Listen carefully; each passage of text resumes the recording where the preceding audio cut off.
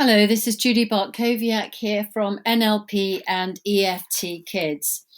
Right now is the start of the new school year in the UK and probably in quite a number of other countries and places around the world. And what I'm about to talk about, fear of failure, really applies to any new situation, any new change, any new development in your life, where you may look ahead and think, oh, what if it doesn't work out? What if all goes wrong? What if I don't make any friends? What if the teacher doesn't like me? What if my boss doesn't like me if you're a grown up?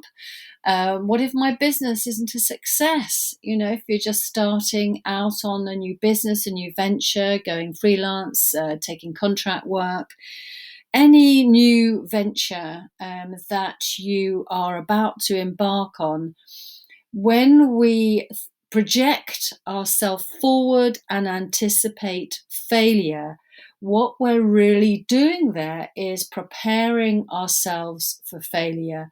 So if it goes wrong, or we may even feel when it goes wrong, well, that's what I expected. That was what I was, fearing. And basically, it's sort of in your energy field. I know a lot of people think sort of energy fields may be a bit woo woo. Frankly, I talk about energy fields quite a lot, and I don't find children or teens have any problem with energy fields at all. And they're very aware that what they fear, what they put out there, as it were, does quite often happen. It's just that they don't always make that connection or that pattern. So I'm talking here from Fear of Failure from my latest book, Empower Your Kids, a coaching guide for parents. And the whole ethos of this book really is about empowering your kids such that you are not doing the fixing, that they are, and that way they learn self-esteem, they build resources. So many children feel failure, and you can see this in their reluctance to put their hand up in class, their avoidance of new things, such as initiating conversations with other children they don't know. The first thing to think about as a parent is, how do you manage failure yourself? Because this is how children learn from you. If you're someone who would never admit to any failures in front of your children, then it's hard, isn't it, to know how they will know what to do themselves.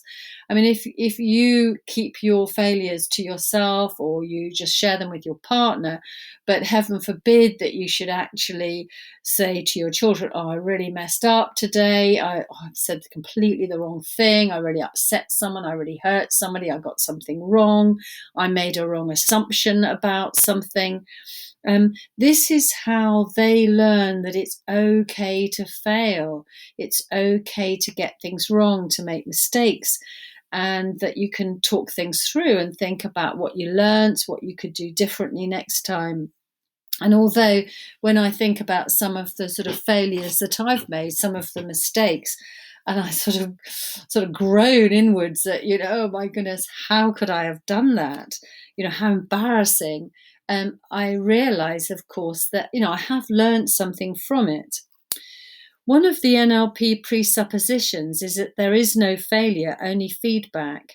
In other words, what we're doing is reframing a mistake as a learning. We're learning how to get it right, how to do it better next time.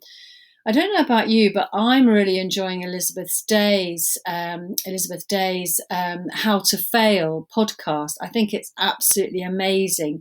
My mum lives down in Brighton, so I'm back and forth from down there quite a lot. In fact, I even see clients down in Brighton. And I've been listening to her podcast where she's interviewing people about how they failed, and she asks them to talk about 3 what they would call failures in their life, which is absolutely fascinating, because of course what you learn from that is how they've gone on to succeed, how they've learned from that. And I've read her book as well, How to Fail, which is her own personal account of the things that she feels she got wrong in her life and what she learned from them. So I'm fascinated by the positivity that you can actually take from failure. It's something that's invigorating, really, because the learnings can take you in sort of a new direction, and also opens up that vulnerability that Brené Brown talks about so much, which again is very powerful. Which is that by being vulnerable, we open ourselves up to connection. I mean, nobody wants to connect with somebody who's flipping perfect, do they? Because perfect people really don't exist. It's false. It's not real. So by opening ourselves up to vulnerability, by recognizing and talking about the things that we got wrong, we actually make ourselves more approachable, more human, and we learn from them as well. One of the things I talk to children about is the old feedback sandwich, which a lot of NLP practitioners are not particularly keen on. And I think the reason that they're not perhaps is in its simplicity, but actually this works quite well for children in so much as when they think about think back over the day, what's gone well is a good place to start, because we don't want children going to bed reflecting on things that have gone badly that day. It's not the best time in the day to be, reframing and thinking of positive things and so on. We really want it to be quite a quick and simple approach. So what's gone well? Thinking back on the day, what were the high points? What are you grateful for? What were the fun things, the things we laughed at, the sort of smiley things, the sort of connections, maybe funny things that friends have done, funny things teachers have said. So what's the most positive, what are the positives that have come out of the day? And then the next one really is to think about, okay, so, what would you do differently next time? If there was anything you could improve on, anything you could do more of, anything you could do less of, anything that would make things go even better.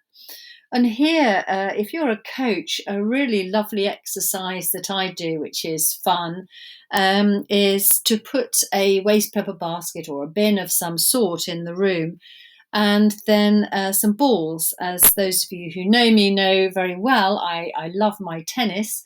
Lots of clients know very well. I sort of come charging in, charge upstairs, shower change, and then I'm in the therapy room having played tennis. And so I always have tennis balls. So get some balls and give the child the balls and a bin, and ask them to find as many different ways as they can to get those balls in the bin. And sometimes I'll say to an 8-year-old child, find 8 different ways to get the balls in the bin, and so on. And they do it under their arm, under their leg, between their legs, backwards, forwards, bounce it in, jump it up on the ceiling and in, and so on. Because when children can learn kinesthetically by getting actively involved, they really integrate the learning so much better than you telling them. So a parent saying, come on, there must be lots of different options, is not the same as chucking balls in bins or baskets. If you're a bit short of balls at the time, scraps of paper, scrumple them up and chuck those in. And you can even do a sort of, let's think of different ways to get around this problem or to do things better next time. Write them on bits of paper, scrumple them up and throw them in. Actually doing something like that is quite fun in itself. So automatically you're slightly sort of, entering into sort of quite a positive approach to the things that we're not so happy about the day. And then finally, to sort of finish it on a high in terms of, okay, so what's the learning?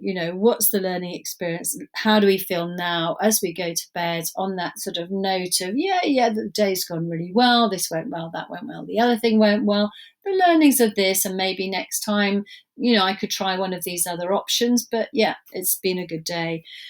That is a great way for a child to go to bed. I deal with so many children who have problems sleeping, and what's going on is they're rehashing what so-and-so said, what so-and-so said. What did they mean? Why did the teacher look at me like that? Why couldn't I answer that question in class? And it's not a great way to settle to sleep. There are some great ways to use tapping for this, and I'm going to do another podcast with the tapping. But to be honest, you really would be better off looking at my YouTube channel, which is NLP EFT Kids, because you can actually see me doing it, and me describing it is probably not the ideal. It is better to actually see. If you go to Facebook, I have a Time to Tap Facebook group with quite a few videos on that, including one really sweet one that one of my clients actually made for me. A little boy decided that he could do his own video for other children on tapping. It's rather sweet. So Time to Tap, you can also, the YouTube channel, you can also go to my Facebook group, which is NLP EFT Kids. A Facebook page is something similar. And, basically you can see me tapping all over the place. At Instagram as well. That's NLP Kids. So, but I will anyway do a podcast on that for you. So to go back through it, really, what I'm saying is share with your kids where you've got things wrong. Be able to be quite light-hearted about it, so that they can see it's just part of life. I would direct you to maybe Elizabeth Day's podcast as well. Some of them on there will be interviews with people that your kids know, have heard of. You certainly will have heard of some of them. Some of them are authors, some of them are psychotherapists, some of them are sports people, politicians, huge range. It's good to be able to just share your vulnerability with children, because hey, who wants a perfect person, eh? I'm sure your friends, your friends that you have, that you're closest to, are those that you love, warts and all. And embracing our warts and learning from them is really quite a good thing to be doing. So I'll leave you on that note, embracing warts. What a strange idea. But also opening up to vulnerability, mistakes, and those great learnings that we can have from them, those great insights. Okay, bye then.